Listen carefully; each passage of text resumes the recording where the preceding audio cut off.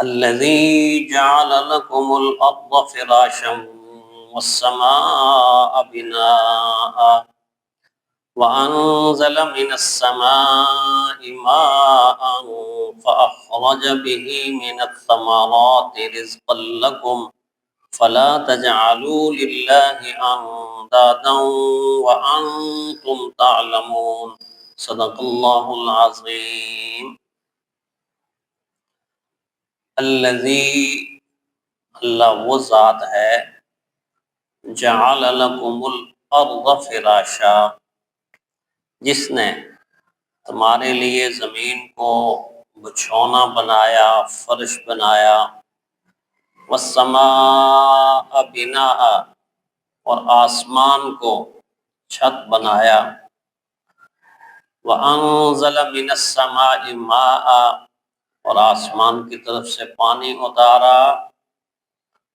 فاخرج به من الثمرات رزقا لكم، پھر اسی پانی کے ذریعے سے تمہارے لیے کھانے کے پھل زمین سے نکالے، فلا تجعلوا للہ، تو تم کسی کو اللہ کا شریک نہ بناؤ، وانتم تعلمون، حالانکہ تم جانتے بھی ہو۔ اس سے پہلی آیت میں اپنی بندگی اور عبادت کے لیے اللہ تعالیٰ نے نسل انسانی کو دعوت دی، اور ساتھ ہی یہ فرمایا کہ اس پروردگار کی عبادت کرو جس نے تمہیں تخلیق کیا ہے اور تم سے پہلے لوگوں کو تخلیق کیا ہے۔ اس عبادت کا نتیجہ یہ ہوگا کہ تم اللہ کے مطلوب بندے بن جاؤ گے، محبوب بندے بن جاؤ گے، تم متقی اور پرہیزگار بن جاؤ گے۔ یہ بات ذکر کرنے کے بعد آج کی اس تلاوت کردہ آیت میں اللہ تعالیٰ نے ایک عجیب انداز سے انسانوں کی توجہ اپنی مخلوق میں سے ایک ایسی مخلوق جو اللہ کی قدرت کا شاہکار ہے، اور ایسی مخلوق جس کو اللہ نے اس انداز سے تخلیق کیا ہے، اس انداز سے بنایا ہے اور پھر سجایا ہے کہ آج تک پوری انسانی تاریخ میں اس جیسی دوسری مخلوق نہ کوئی بنا سکا، اور جب بنا نہیں سکا تو سجائے گا کیا؟ اللہ جل شانہ اس آیت میں ایک ایسے گھر کا تذکرہ کر رہے ہیں جس جیسا دوسرا گھر کوئی انسان، جن یا فرشتہ کوئی بنا ہی نہیں سکا۔ دنیا میں 3 گھر ایسے ہیں کہ جن کو کہا جاتا ہے کہ یہ اللہ کے حکم سے بنے ہیں اور اللہ کے گھر ہیں۔ 3 گھر، ایک گھر بیت اللہ ہے، بیت الحرام ہے، جو اللہ تعالیٰ کے حکم سے فرشتوں نے بھی بنایا، آدم علیہ السلام نے بھی بنایا، پھر مختلف دور گزرتے گئے، پھر حضرت ابراہیم علیہ السلام نے بھی تعمیر فرمایا، حضرت اسماعیل نے بھی تعمیر فرمایا، اور پھر رحمت کائنات صلی اللہ علیہ وسلم کے زمانے میں آپ نے بھی اس کی تعمیر میں اور حجر اسود کو نصب کرنے میں حصہ لیا۔ تو یہ وہ گھر ہے جو پہلا گھر ہے جو اللہ کے حکم سے اللہ کا گھر تعمیر ہوا، جس کے بارے میں اقبال کہتے ہیں کہ دنیا کے بت کدوں ہے پہلا وہ گھر خدا کا، ہم پاسباں ہیں اس کے وہ پاسباں ہمارے۔ بیت الحرام اللہ کا گھر اللہ کے حکم سے تعمیر ہوا، پھر بیت المقدس مسلمانوں کا قبلہ اول حضرت سلیمان علیہ السلام کے ہاتھوں سے تعمیر فرمایا، پھر تیسرا قبلہ جو فرشتوں کا قبلہ ہے بیت المعمور 7ویں آسمان پر، اللہ تعالیٰ کے حکم سے فرشتوں کے ہاتھوں سے اس قبلے کو تعمیر فرمایا۔ تو 3 گھر ایسے ہیں جو اللہ تعالیٰ کے حکم سے تعمیر ہوئے، لیکن تعمیر اللہ کی مخلوق نے کی، حکم اللہ کا تھا، تعمیر کرنے والے اللہ کے بندے تھے، اللہ کی مخلوق تھے۔ ایک گھر ایسا ہے جس گھر کا اس آیت میں ذکر ہے اور تذکرہ ہے، اس گھر کے فرش کا بھی اور اس گھر کی چھت کا بھی تذکرہ۔ یہ گھر صرف اللہ کے حکم سے نہیں، اللہ کے حکم سے بھی، اللہ کی قدرت سے بھی، اللہ کی منشا سے بھی، اللہ کی مرضی سے ہی یہ گھر بنا ہے، اور بنایا خود اللہ نے۔ اس میں انبیاء کا حصہ نہیں، اولیاء کا حصہ نہیں، اتقیاء کا حصہ نہیں، کسی کا حصہ نہیں۔ اللہ کہتے ہیں یہ میں نے بنایا، الذی وہ ذات جعل لکم الارض، جس نے تمہارے لیے زمین کا فرش بنایا، والسماء بنا، آسمان کا چھت بنایا۔ اب اس گھر کو جو اس انداز سے بیان کیا، اس میں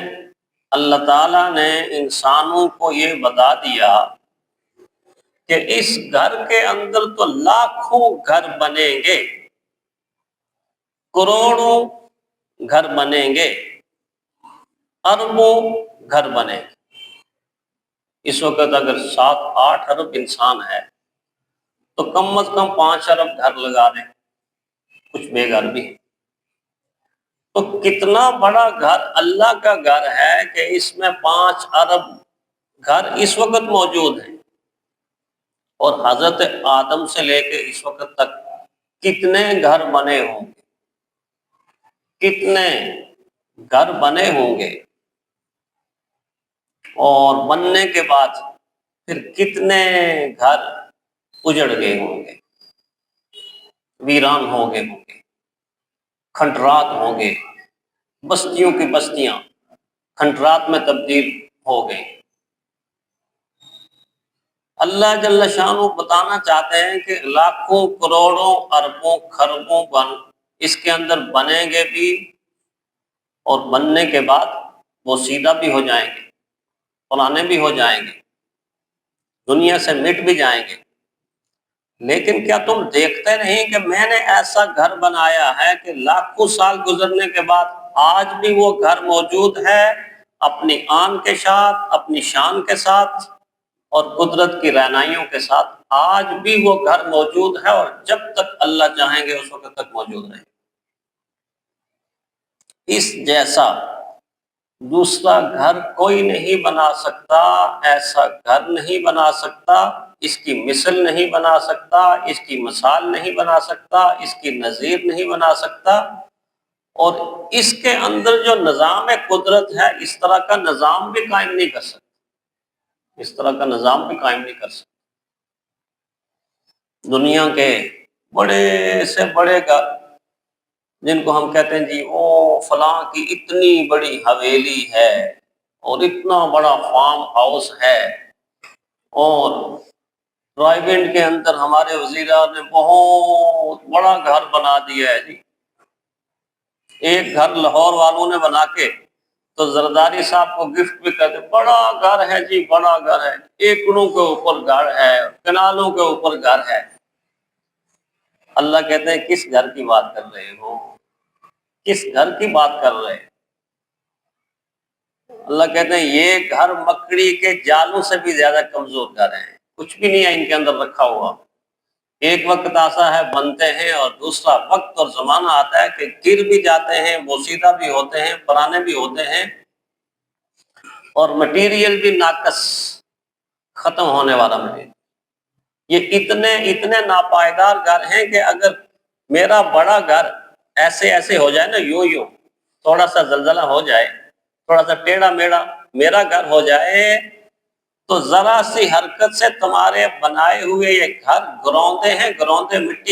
مٹی کے گروندے، یہ اوپر سے نیچے اور نیچے سے اوپر ہو جاتے ہیں۔ کیا بناتے ہو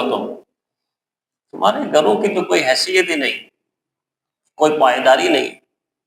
شاہی قلعے جیسا مضبوط قلعہ، سال ہر سال جب زمانہ گزرتا ہے تو دیواروں سے ریت ٹپکنا شروع ہو جاتی ہے اور اینٹیں بھرنا شروع ہو جاتی ہیں، اور دیواریں بتاتی ہیں ہم پہ بڑھاپا آ گیا، ہم پہ بڑھاپا آ گیا، ہم پہ فنا آ گئی، پھر دوبارہ سے لپائی کرتے ہیں اور اس کی مینٹیننس کرتے ہیں۔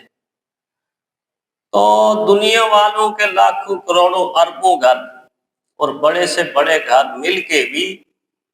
اس گھر جیسے نہیں بن سکتے۔ کیا دنیا میں کسی بادشاہ نے کوئی ایسا محل تعمیر کیا کہ جس محل کے اندر ہزاروں جنگلات موجود ہوں، ہزاروں باغات موجود ہوں؟ ایسا کوئی گھر ہے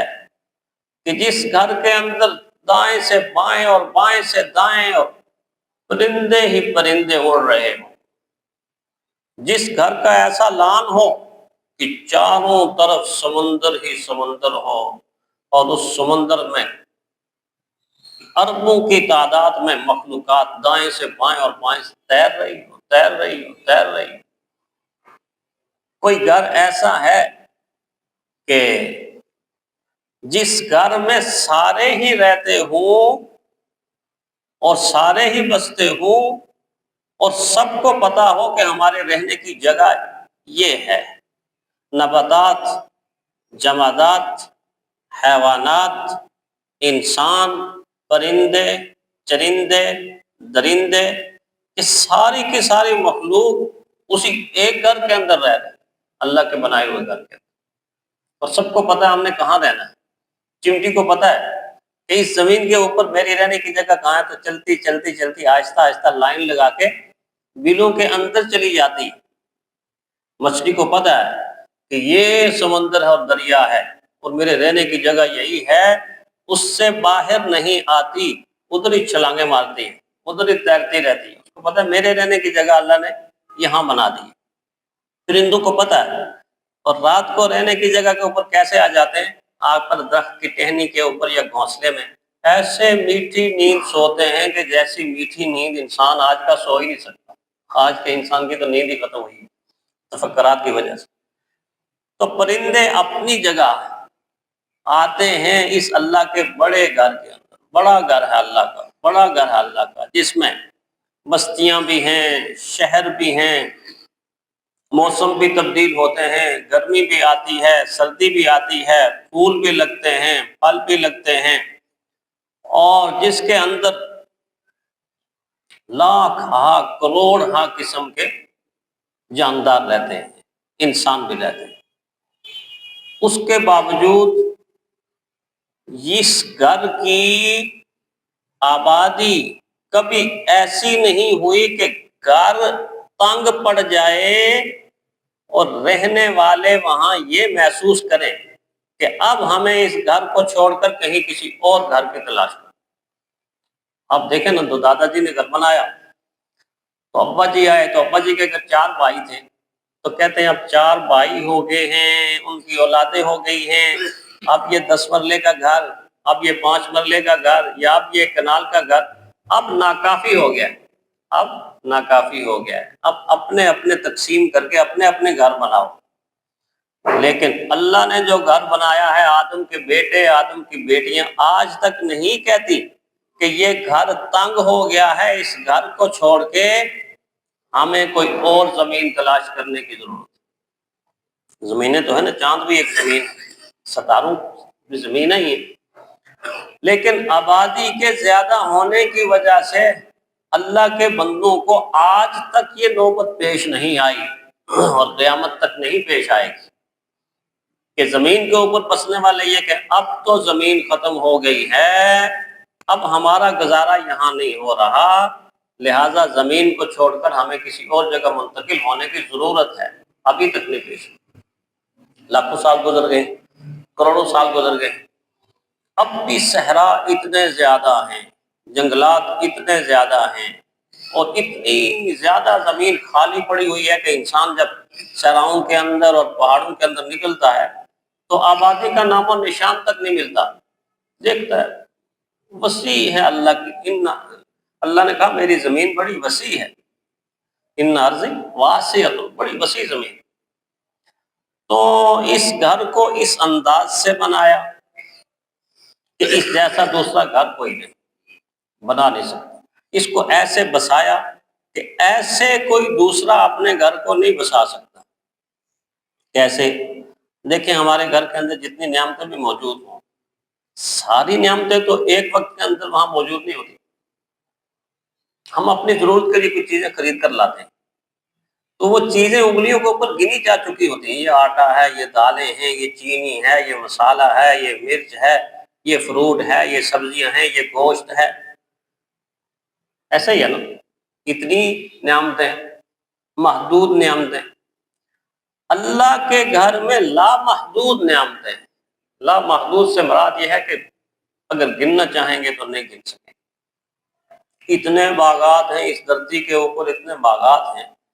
کس کس باغ کے پھل کو آپ گنیں گے؟ پوری زمین کے اوپر کتنے باغات ہیں، کتنے پھل لگتے ہیں، اور کتنی گندم پیدا ہوتی ہے، کتنا چاول پیدا ہوتا ہے، کتنی مکئی پیدا ہوتی ہے، کتنی فصلیں پیدا ہوتی ہیں۔ یہ ساری کی ساری ضروریات زندگی کا سامان ایک گھر میں ہو، وہ گھر اللہ کا گھر تو ہو سکتا ہے، کسی بندے کا بنایا ہوا گھر نہیں ہو سکتا۔